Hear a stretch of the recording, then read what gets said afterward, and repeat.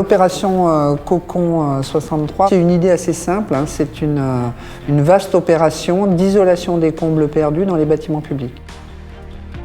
Chaque collectivité, commune, communauté de communes, département, possède des bâtiments et a l'objectif bien sûr de réduire sa facture énergétique.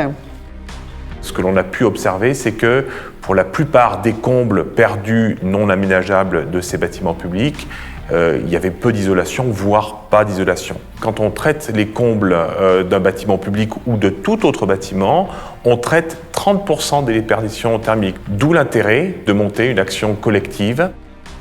L'opération Cocon vient naturellement dans cet effort collectif pour deux raisons. Des raisons financières, bien sûr, parce que d'abord, il ne s'agit pas de jeter l'argent par les fenêtres, comme on dit, hein, mais aussi parce qu'il y a une vraie problématique sur l'énergie, le réchauffement de la planète.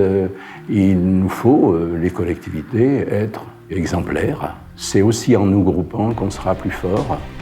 Les petites communes n'ont pas l'ingénierie nécessaire pour monter des opérations, je dirais, complexes de réduction de facture énergétique.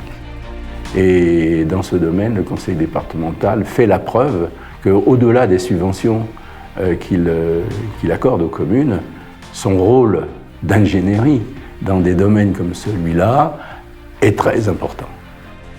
Donc le maître mot de cette opération Cocon, c'était vraiment de jouer la carte de la qualité. On aurait pu aller directement sur la réalisation de travaux, mais on a souhaité piloter un diagnostic de ces combles qui présentait l'avantage d'identifier des travaux connexes.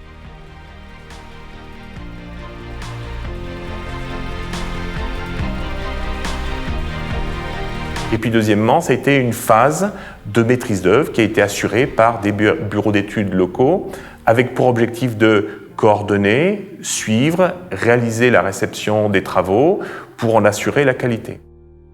En fait, l'originalité du projet, c'est d'être simple. Et je pense qu'un projet est bon quand on dit mais pourquoi on n'y a pas pensé avant ?